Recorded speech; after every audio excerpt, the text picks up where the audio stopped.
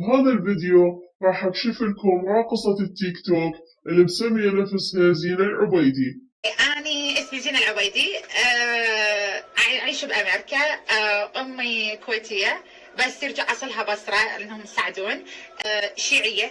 ناخذها وحدة وحدة. تقولين أمي بصراوية كويتية شيعية من بيت السعدون. بصراوية كويتية يعني أمك رايحة للكويت متزوجة كويتي، يلا قادرة تحصل على الجنسية. شيعية من بيت السعدون، هذا المقطم من يريد يسوي لنفسه أصل بالقوة ويلزق بالعراق.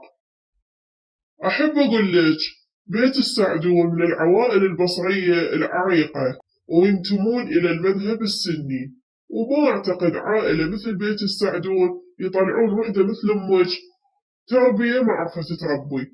والدليل أنتي. السؤال الأهم، أمك شلون قدرت ترجع للعراق وهي متنازلة عن الجنسية العراقية؟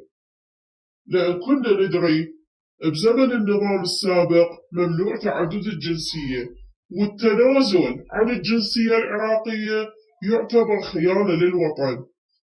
معقولة أنت بدون وما تريدين تقولين؟ ترى عادي ما بيها شي. تابعونا بالجزء الثاني لكشف أكاذيب المسمية نفسها زينة العبيدي.